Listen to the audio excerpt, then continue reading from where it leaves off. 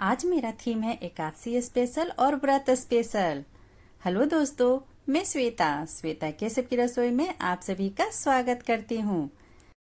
आज मैं अपने प्यारे व्यूअर्स के लिए लेके आई हूँ एकादशी स्पेशल खीर की रेसिपी और साथ में एक स्नैक्स की रेसिपी, जो दोनों बहुत ही हेल्दी है और बहुत ही टेस्टी है। तो देर किस बात का, चलिए इसे मैं बनाना स्टार्ट करती हूँ। अगर आप मेरे चैनल पे नए हैं तो प्लीज लाइक एंड सब्सक्राइब कर लीजिए और वीडियो में अंत तक बने रहिए। तो चलिए सबसे पहले मैं आपको बना के दिखाती हूँ मखाना का खीर। मखाना का खीर बहुत जल्दी बन के तैयार होता है और ये बहुत ही स्वादिष्ट लगता है। आप इसे एकादशी या फिर किसी और भी व्रत में बना के खा सकते हैं। चलिए इसे बनाने के लिए कढ़ाई गरम करते हैं और गर्म कढ़ाई में डालेंगे 2 चम्मच घी और घी में डालेंगे अब इसमें मखाना। मैं यहाँ पे मखाना का खीर बनाने वाली हूँ, इसलिए मैं यहाँ पे मखाना डाल रही हूँ। मैं यहाँ पे 2 कप के लगभग मखाना ली हूँ और इसे अब घी में डाल देंगे और घी के साथ इसे अच्छी तरह से रोस्ट करना है। मखाना को रोस्ट करते वक्त गैस का फ्लेम मीडियम रखना है और मीडियम फ्लेम पे ही इसे 1-2 मिनट के लिए रोस्ट करना है। इतने में ही ये अच्छी तरह से रोस्ट हो जाता है। जैसे जैसे ये रोस्ट होगा इसका हल्का कलर चेंज हो जाएगा। ये मखाना इस तरह से रोस्ट करने से मखाना का खीर बहुत ही स्वादिष्ट लगता है। देखिए मैं इसे रोस्ट कर ली हूँ, आप देख सकते हैं इसका कलर भी चेंज हो चुका है हल्का हल्का और ये क्रंची भी हो जाता है। और जब इसे खीर में साथ खाते हैं तो इसमें काफ़ी अच्छा घी का फ्लेवर आता है। चलिए गैस बंद कर देते हैं। अब चलते हैं अगले प्रोसेस की ओर। एक मिक्सी जार लेते हैं और इसमें डालते हैं 2 चम्मच के लगभग मखाना। ये बिल्कुल नॉर्मल मखाना है और साथ में डालते हैं 8 से 10 काजू और 8 से 10 बादाम। मैं यहाँ पे बिना रोस्ट किया हुआ मखाना और ड्राई फ्रूट्स ली हूँ और इसे भी मिक्सी जार में डाल के अब साथ में सबको अच्छी तरह से पीसेंगे। चलिए अब इसमें डालते हैं कुछ हरी इलायची। मैं यहाँ पे 4 हरी इलायची का इस्तेमाल कर रही हूँ और सबको अच्छी तरह से पीस लेते हैं। एक फाइन पाउडर रेडी कर लेते हैं। देखिए मैं एक फाइन पाउडर रेडी कर ली हूँ, आप देख सकते हैं। और देखिए मैं इधर गैस पे दूध भी उबाल आने दी हूँ। दूध भी अच्छी तरह से उबल चुका है। मैं इधर गैस पे दूध उबलने के लिए रख दी थी। इस तरह से जब दूध अच्छी तरह से उबल जाए तभी इसमें मखाना डालेंगे। मैं यहाँ पे 1 लीटर दूध का इस्तेमाल की हूँ। देखिए दूध अच्छी तरह से उबल चुका है। अब दूध में डालते हैं चीनी। मैं यहाँ पे हाफ कप चीनी का इस्तेमाल कर रही हूँ। हाफ कप चीनी डाली हूँ और इसे अच्छी तरह से दूध में मिक्स कर लेती हूँ। आप अपने टेस्ट के अनुसार इसे कम ज़्यादा कर सकते हैं। चलिए अब इसमें डालते हैं ड्राई फ्रूट्स का पाउडर जो अभी तैयार किए थे काजू बादाम और मखाना से, और इसे दूध में डाल के अच्छी तरह से मिक्स कर लेते हैं। इसे डालने के बाद थोड़ी देर के लिए यूं ही चलाते रहना है कलछुल से। इस तरह से चलाते रहेंगे तो इसमें किसी तरह का कोई लम्स नहीं रहेगा और ये दूध बहुत अच्छी तरह से गाढ़ा भी हो जाएगा और बहुत ही फ्लेवरफुल बनेगा। अब इस तरह से दूध को यूं ही 2-3 मिनट के लिए उबलने देंगे।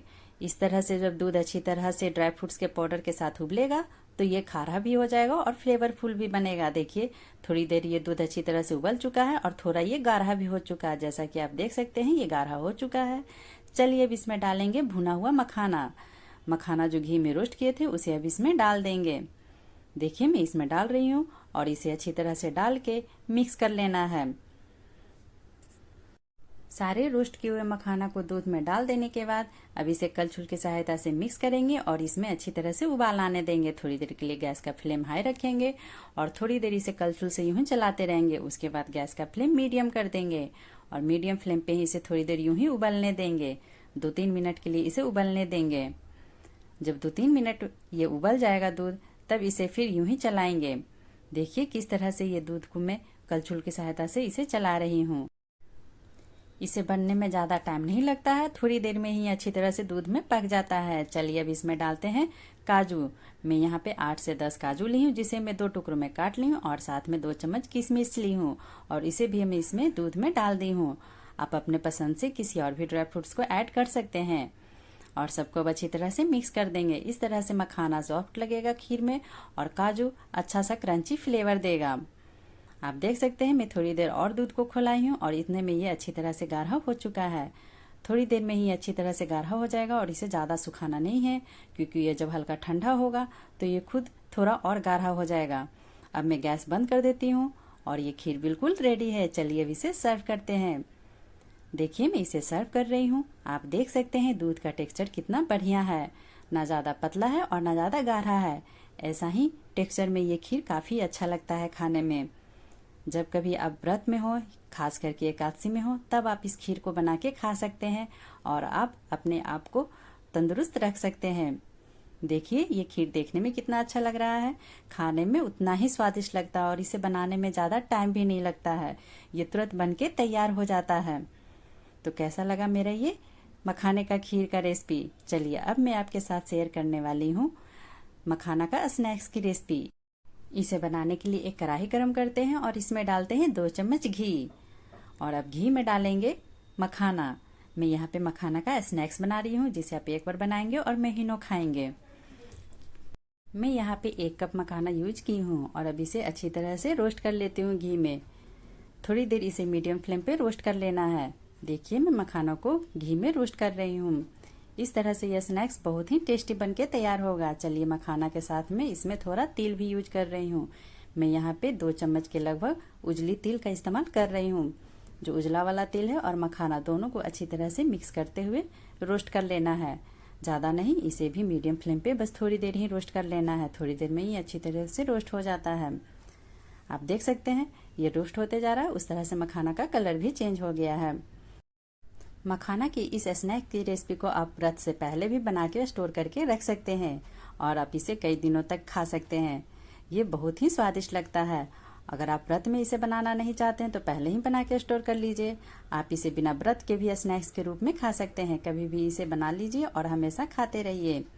देखिए ये रोस्ट हो चुका है। मैं गैस बंद कर दी हूँ और सारे मखाना को और तिल को निकाल ली हूँ। अब इसी कढ़ाई में मैं फिर से घी डाल रही हूँ। मैं यहाँ पे 1 चम्मच घी का इस्तेमाल और की हूँ और अब इसमें मैं डाल रही हूँ 1/2 कप के लगभग गुड़। मैं यहाँ पे गुड़ का इस्तेमाल कर रही हूँ। आप चाहें तो चीनी का भी इस्तेमाल कर सकते हैं। मैं यहाँ पे थोड़ा डार्क वाले गुड़ का इस्तेमाल कर रही हूँ, इसलिए इसका कलर थोड़ा डार्क आएगा। चलिए अब इसे लो फ्लेम पे अच्छी तरह से गुड़ को मेल्ट होने देते हैं। देखिए मैं इसे थोड़ा धीरे धीरे हिलाते हुए अच्छी तरह से मेल्ट होने दे रही हूँ। ये थोड़ी देर में ही अच्छी तरह से मेल्ट हो जाता है गुड़। देखिए ये मेल्ट हो चुका है। आप देख सकते हैं मैं किस तरह से इसे मेल्ट कर रही हूँ। इसे बीच बीच में चलाते रहना, इसे यूं ही छोड़ना नहीं है, नहीं तो ये कढ़ाई में सट जाएगा। ये मखाना और गुड़ का बहुत ही अच्छा स्नैक्स रेसिपी है और ये बहुत ही क्रंची लगता है। देखिए गुड़ अच्छी तरह से जब उबाल आने लगेगा गुड़ में, तब इस मखाना और तिल को डाल देना है और इसे अब अच्छी तरह से गुड़ में मिक्स कर लेना है। आप देख सकते हैं मैं किस तरह से इसे मिक्स कर रही हूँ। इसे इस तरह से मिक्स करना है कि सारे मखाना में ये अच्छी तरह से कोट हो जाए गुड़। और ये मखाना का जो स्नैक्स है ये बहुत ही क्रंची बन के तैयार होता है। और गैस का फ्लेम अभी बिल्कुल लो रखना है और लो फ्लेम पे ही इसे बस थोड़ा देर और मिक्स करना है। अब मैं इसमें 2 चम्मच के लगभग कोकोनट पाउडर मिक्स कर रही हूँ। ये बिल्कुल ऑप्शनल है, आप चाहें तो इसे नहीं भी डाल सकते हैं। बस मखाना और तिल से भी बना सकते हैं। चलिए अब मैं गैस बंद कर दी हूँ और फिर भी इसे यूं ही चला रही हूँ और थोड़ा थोड़ा मैं इस पर और कोकोनट पाउडर डाल रही हूँ। मैं एक बार में कोकोनट पाउडर का इस्तेमाल नहीं की हूँ, थोड़ा थोड़ा डाल के इसे मिक्स कर रही हूँ ताकि ये अच्छी तरह से फैले और सब में अच्छी तरह से चिपके। और इसके बाद जब गैस बंद कर देंगे तो ये मखाना का जो ये स्नैक्स बना है गुड़ के साथ, इसे पहले निकाल लेंगे एक थाली में। इसे यूं ही नहीं छोड़ना है, नहीं तो ये आपस में ज़्यादा चिपक जाएगा। इसे थाली में फैला लेंगे थोड़ी देर। उसके बाद इसे थोड़े ठंडा हो जाएगा तब इसे हाथ की सहायता से इसे अलग कर लेना है। ये आसानी से अलग हो जाता है और बहुत ही क्रंची बन के तैयार होता है। चलिए मैं इसे फैला के थोड़ा देर ठंडा होने के बाद आपको दिखाती हूँ। देखिए मैं मखाना का स्नैक्स दिखा रही हूँ। आप देख सकते हैं मेरे हाथ पे कितनी अच्छी तरह से ये अलग है। सारा दाना एक एक करते हुए अलग हो जाता है और ये खाने में बहुत ही क्रंची बनता है। जैसा कि आप रिजल्ट देख सकते हैं, ये देखने में कितना अच्छा लग रहा है और ये काफ़ी हेल्दी भी है। आपको ये व्रत में या एकादशी किसी भी व्रत में आपको ये बहुत ही एनर्जी भी देगा। देखिए मैं इसे तोड़ के दिखा रही हूँ। अंदर से ये कितना वाइट है और बाहर से बिल्कुल डार्क कलर का दिख रहा है, यानी कि ये बिल्कुल बाहर से क्रंची है और अंदर से बिल्कुल भी क्रंची ही है। अगर आपको मेरी ये एकादशी स्पेशल व्रत की रेसिपी अच्छी लगी हो तो प्लीज़ लाइक एंड सब्सक्राइब कर दें। Thank you for watching Shweta Keshav की रसोई।